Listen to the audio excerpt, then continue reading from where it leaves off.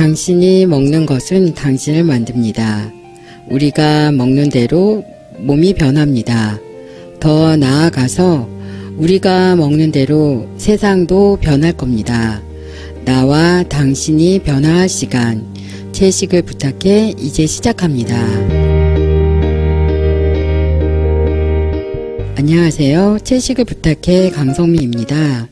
현재 채식을 부탁해는요, 팟빵이라든가 유튜브 등 팟캐스트 서비스 할 수 있는 다양한 앱에서 배포되고 있는데요. 팟캐스트를 통해 응원해 주시는 댓글을 보면 다양한 곳에 계시는 청취자분들의 목소리를 들을 수 있어 참 좋거든요. 앞으로 팟빵 등의 댓글로 다양한 피드백 부탁드릴게요. 다루어 주었으면 하는 주제나 에피소드 이런 것들을 남겨주시면은요, 기획하는데 참고하도록 하겠습니다. 오늘 다룰 주제는요, 한 청취자분의 댓글에서 나왔는데요. 팟빵 채식을 부탁해 10월 12일 채용님께서 글을 남겨주셨어요. 미래에는 기온 상승과 토양 오염으로 농업에 어려움이 있어 식물 공장에서 채소를 재배한다고 합니다. 식물 공장은 흙과 태양빛 없이도 수경 재배와 LED 빛으로 채소가 자라더군요. 이런 채소에 대해 어떻게 생각하시는지 궁금합니다. 재영님 듣고 계신가요? 주제를 먼저 제안해 주셔서 감사합니다. 식물 공장. 여러분들은 혹시 들어보셨나요? 아마 식물공장은 이명박 박근혜 정부에 들면서 식물공장 이야기가 참 많이 또 나왔던 것 같아요. 기후와 계절에 관계없이 농산물을 생산을 해낸다든가 생산 공간을 엄격하게 통제해서 세균의 침투를 원천 봉쇄하는 거. 물로 재배하기 때문에 수급 조절이 가능하니까 농산물 가격의 급등세 이런 거를 피할 수 있다든가 이러면서 식물 공장이야말로 먹을거리 문제를 해결하는 신기술이라고 미래 농업이라고 두 정권에서 참 많은 이야기들을 했던 것 같고요.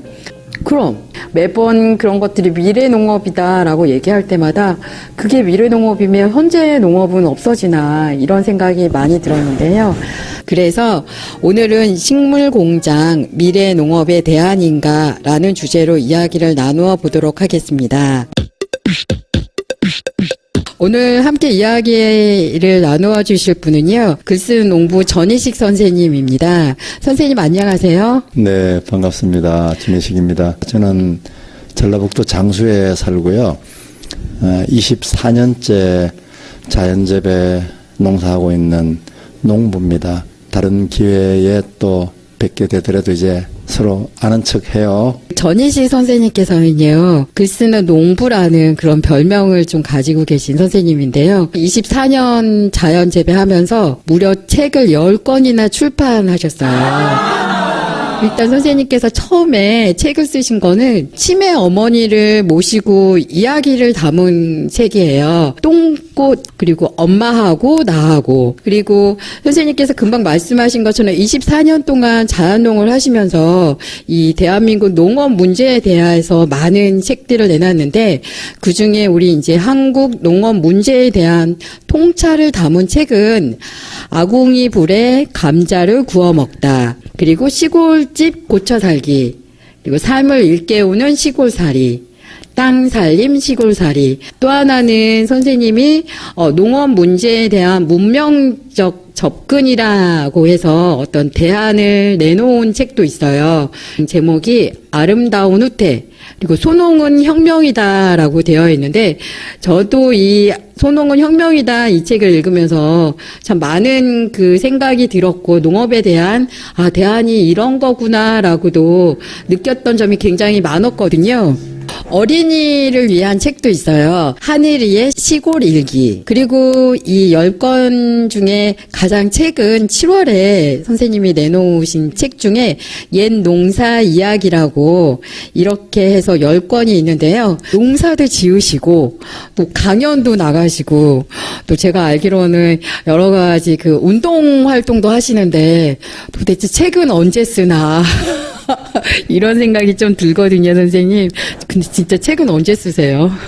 농사일 하면서 어머니랑 살면서 또 농민의 동지들과 어울리면서 글감은 저절로 나오고요. 생동하는 현장에서 이 글의 구성이 거의 완성이 됩니다. 그렇기 때문에 자판이에 손이 가면 글이 절로 나오죠. 이미 그 살아있는 생활 현장에서 그런 글감과 글 구성에 대한 과정이 끝나버리니까 그래서 그렇게 글을 생활 글이니까 쉽게 쓰여지는 것 같습니다. 최근에 선생님이 내신 옛농사 이야기만 보더라도 선생님의 책을 읽어보시면 선생님이 정말 농사를 지으면서 주변에 그러니까 이웃분들이죠. 뭐 서울에서는 우리가 이웃 사람 하면 누가 어떻게 사는지도 잘 모르지만 선생님 글을 보면 옆집에 할머니가 누구며 또 저 건너 아저씨가 누구며 이런 이야기들이 막 나오는데 그런 게 다 글감이고 글이라고 말씀을 해주시네요. 그런 거죠, 선생님? 그렇죠. 네. 누구나 그런 자기 일상 속에 또 생활 주변에 그런 글감은 다 널려 있는 것 같아요. 우리 청취자분들은 사실은 바쁘다 보니까 일상에 쫓겨서 농산물들이 어떻게 생산이 돼서 여기까지 올라오는지도 잘 모르는데 미래의 어떤 첨단 농업이라고 지금 굉장히 일컬어 있는 식물 공장을 이야기하기 전에 어떤 방법으로 이 농산물이 식탁에 올라오는지부터 선생님과 이야기를 좀 나눠봐야 될 것 같아요. 선생님께서 분명 24년 자연재배 농부님이라고 이렇게 소개를 주셨거든요.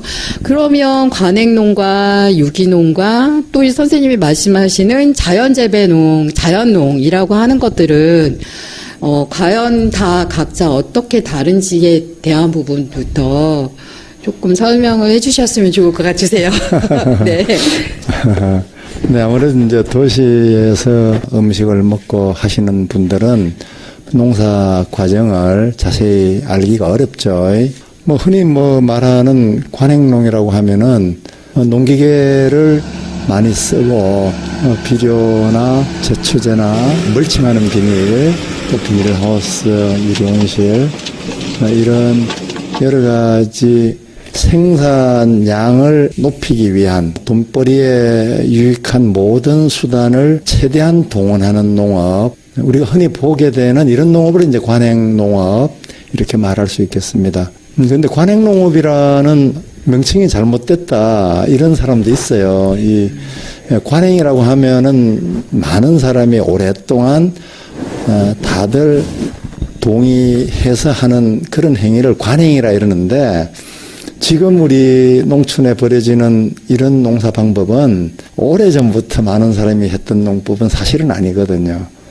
아무리 멀리 길게 잡아도 40년이 채 안 된 농법이고 5,000년을 따지더라도 관행적으로 해왔던 농법은 지금의 유기농업 이게 관행농업에 해당될 수 있겠죠. 그래서 관행농업을 화학농업이라 부르자, 화공농업이라 부르자, 현대농업이라 부르자 이런 사람도 있어요. 저도 그런 문제제기에 동의합니다. 이 화학농업을 관행농업이라고 하는 게 과연 옳으냐 이런 생각은 합니다. 관행농업은 증산을 위한 농업이다. 이렇게 조금 정리를 해주셨고요. 그렇죠. 그러면 이제 유기농업은 선생님 어떤 건가요?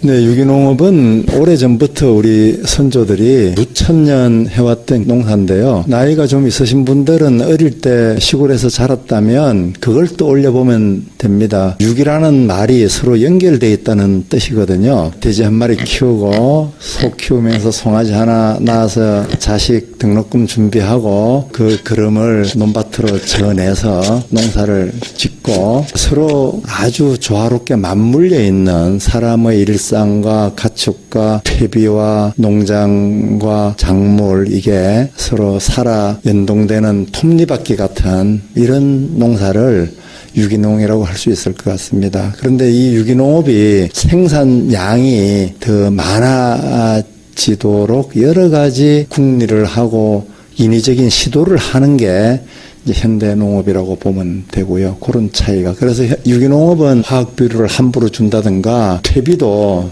이제 축산 분뇨나 이런 거는 상당히 위험하거든요. 이런 것도 함부로 주지 않고 최대한 토양과 작물과 사람의 삶이 균형을 잃지 않도록 잘 조절하면서 하는 농업을 유기농업이다 이렇게 보면 되겠습니다. 자연 재배는 그러면 또 뭔가요?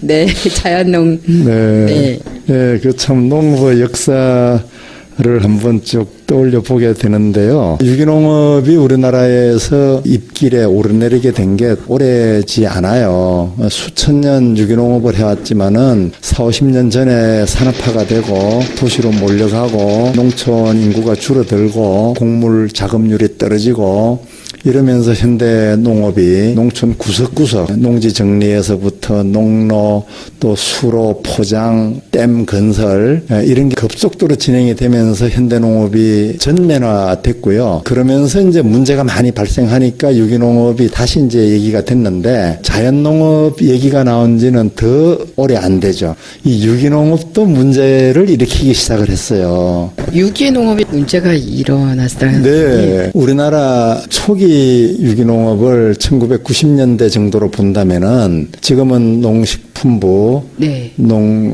농수산축산부, 옛날에는 농림부였죠. 네. 농림부의 유기농업과가 만들어진 게 1995년이었거든요. 그만큼 현대농업, 화학농업이 문제가 많다고 보고 유기농업과가 만들어졌는데 유기농업은 초기에는 이제 농사의 여러 어려움 속에서 선각자라고 할까 이런 분들이 시도를 했어요. 근데 유기농업이 참 이렇게 정부에서도 지원도 하고 많은 사람이 관심을 갖고 이른바 몰려들다 보니까 장사꾼이 몰려들기 시작한 거예요. 우리가 음식이 있고 또 관리 잘못되면 구데기가 끓듯이 유기농업이 상업화가 되고 웬만한 백화점 또 마트의 유기농 매장에 별도로 만들어지고 이렇게 되다 보니까 엉터리 유기농업도 나오게 되고 겉포장만 유기농업이고 실속은 유기농업이 아니고 유기농업을 한다는 얘기는 사실은 생명에 대한 존중과 만물 만생에 대한 존엄성, 경외심 이런 게 바탕에 깔리는 거거든요. 근데 그런 본질은 사라지고 돈벌이가 된다 이래서 유기농업을 권하고 정부에서 유기농업을 권할 때도 관행농 농약 많이 써가면서 농약 마시면서 이 관행농 하는 것보다 유기농업이 벌이가 괜찮아 이런 식으로 설득을 하다 보니까 그래서 이제 유기농업의 폐해라고 하면은 엉터리 유기농산물들 농사 과정에서 엉터리로 겉포장만 유기농을 흉내내는 이런 농사꾼들 상당히 많아지기 시작을 했어요. 그래서 토양이 파괴되고 또 순환이 단절되는 이런 경우들도 생겨나게 됐죠. 그래서 자연농업은 다시 본래의 유기농으로 근본의 유기농 정신으로 돌아가자. 그래서 자연농업이라고 하는 이름을 붙여서 다양한 스펙트럼이 있는데 비닐도 안 쓰겠다. 농기계도 안 쓰겠다. 뭐 여러 가지가 있어요. 유기농업에서 비닐 멀칭하는 거는 다 용인이 되거든요. 이것도 안 하겠다. 그래서 자연농은 훨씬 근본적인 농사법, 자연과 완전히 하나 되는 농사법, 내 농장을 자연 상태로 복원하겠다. 자연 상태를 최대한 구현하는 농장이 되도록 하겠다. 뭐 이렇게 설명하면 좀 구분이 될까요? 많은 분들이 구분을 좀 하실 수 있었을 것 같아요.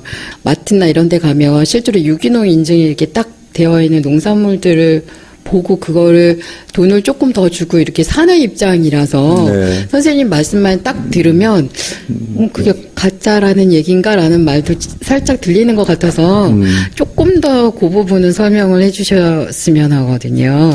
네, 그게 이제 네. 선명하게 구획되기가 쉽지는 않은데요. 사실은 이제 유기농은 농사 과정에서 그 농산물이 유기적 생태 토양에서 생산됐느냐만 볼 게 아니고 그걸 사먹는 나와 농사를 지은 농부와 나는 어느 만큼 긴밀히 연결돼 있고 소통되는 관계인가까지를 함께 아울러서 이해하는 게 좋을 것 같습니다. 아니, 그러면 아는 농부한테만 사 먹어야 되냐 이럴 수 있는데 그러지는 않고요. 네. 뭐든지 시장화되고 상품화되면은 인격도 시장화되거든요. 인간도 상품화돼요. 그 상품화된 제품을 만들어내는 사람은 그 심성이 상품적 심성을 가지게 돼요. 그래서 우리가 시장을 경계하라는 건데 유기농산물이 아무리 농부 연락처가 있다 하더라도 상품을 목적으로만 재배할 경우에 그 한계가 명확하다는 거죠. 제 그 선택 기준은 믿을 만한 판매처. 다른 말로 하면 뭐 생협이라고 일단 쉽게 이해를 해봅시다. 그러면 생협은 조합, 협동조합 체제니까 협동조합은 사회적 경제 시스템이고 인간 중심의 의사결정 방식이 관철되는 곳이고 그러나 대기업이나 큰 뭐 백화점 매장은 협동조합이 아니고 그 사장, 오너 중심의, 오너가 그 매장을 운영하는 이유는 돈벌이가 목적이고 전혀 다른 거죠. 그래서 내가 그 농부를 직접 아는 농부가 아니다 하더라도 협동조합 방식의 생협이나 이런 데는 인간 중심의 운영 방식과 원칙이 그대로 적용되는 곳이기 때문에 나도 조합원이고 그래서 이제 그런 좀 구별을 가지면은 좀 안심을 할 수 있지 않을까 이렇게 생각을 합니다. 네, 선생님 말씀대로요. 우리 이 채식을 부탁해서도 몇 번 그 방송을 나간 적이 있는데 이제 농산물을 사 먹을 때 우리가 이마트나 뭐 홈플러스나 이런 매장에 친환경 제품을 사 먹는 것도 있으나 저희 같은 경우에는 방송에서 한살림이라든가 생협 그리고 이제 각 지역의 로컬 푸드 매장 같은 데서 사 먹으면 좋다. 조합원으로 가입을 하고 이제 그런 얘기도 하고 또는 이제 서울에 장터도 좀 선생님이 요즘은 많이 열리거든요. 직거래 농민, 장터. 예, 직거래. 네네. 이제 그 광화문에서도 농부시장이 좀 열리고요. 그리고 마로니에 공원에서도 네, 농부 시장이 좀 열리고 네네. 동대문 DDP에서도 농부유 얼짱 이래서 얼굴 있는 농부 이렇게 해서 이제 직거래들이 좀 열리고 있는데 맞아요. 이번 달 29일에도 네. 예, 덕수궁 돌담길에서 열립니다. 네. 열린답니다. 선생님 제목이 거기는 어떤 건가요? 거기는 농부 시장인데요. 농부 시장. 예, 우리가 잘 아는 그 천옥윤 선생님이 그 중심이 되는 그 농부 시장이 29일 날 오전 10시부터 열립니다. 네. 29일 날부터 열린다고 하네요. 그럼 일요일이네요, 선생님. 네. 이렇게 농부들이 직거래 이제 막 가지고 올라오는 거를 우선 사 먹는 것들이 좋다라고 저희가 이제 몇 번 홍보를 해서 아마 이 방송을 몇 번 들으신 분들은 이게 무슨 말인지를 조금 알 것 같아요. 식물공장 미래 농업의 대안인가 1부는 여기서 마무리하고 2부에서 이어 방송하겠습니다.